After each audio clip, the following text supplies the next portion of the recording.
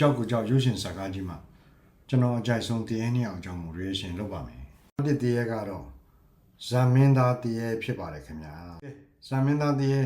ဘလို့တရုပ်ဆောင်ကောင်းလဲဆိုတာကိုကျွန်တော်တစ်ချက်ရှုလိုက်အောင်ခမရသေးပြီခမရတော့သေးပြီဒီခန်းမှာမြင့်မြတ်က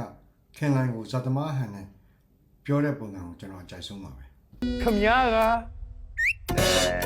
ဒီခန်းကကျွန်တော်အထင်တော့ပြောရမယ်ဆိုရင်တော့မြင့်မြတ်ရဲ့အကောင်းဆုံးခန်းလို့ဆိုနိုင်ပါတယ်မင်းအမှန်တိုင်းပြောညအကောင်မလေးကိုလုံးဝမချောက်ခဲ့ဘူးမလားမချောင်းမိပါဘူးခင်ဗျာမြင့်မြတ်တရုပ်ဆောင်တော့တော်တော်ပိုင်းနေနော်ပြိဿကြီးတို့သဘောတူတယ်မလားဟောလေမူးလေလို့ပါခင်ဗျာအမတရေကခေါင်းမှုတွေရှိတာ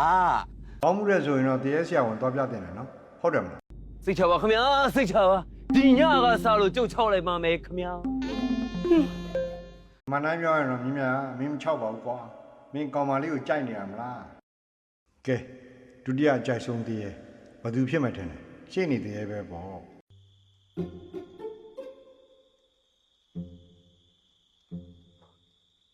အင်းသားနဲ့ဝင်ချော်တဲ့ခါ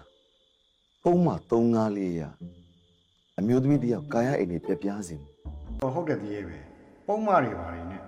တခါလဲတွက်ပြီးမှ6တာဟုတ်အဲ့လို6လိုက်လို့မတော်ဆတည်သွားခဲ့ပုံမှ301ရထိတ်လန့်စေမှုပုံမှ302ရလူတက်မှုတော့ကိုချင်းစာစိတ်ရှိတဲ့တရေပဲတရေရန်လေးသွားသားပြီဗျပြဿနာပဲငါပြစ်မှုမပြောက်ဘလို့6ရပါ好白拿的，白拿的。ဟုတ်ပြီငါခွင့်တောင်းပြီး6ရမယ်တရေထဲမှာဒီလိုတရေမျိုးရှားတယ်အစင်တန်းရှိတယ်ခွင့်တောင်းပြီးမှ6တယ်ဗျဘလို့ပြောရမလဲဆိုတော့အထက်တန်းစားတရေပေါ့ဗျာကျွန်တော်တရေပါဗျဟိုခဏလောက်6ခွင့်ပြုပါပြီးတော့မှနောက်တော့မှပြန်လာပဲဟုတ်ကဲ့ကျွန်တော်နောက်မှပြန်လာခဲ့ပါမယ်ခင်ဗျ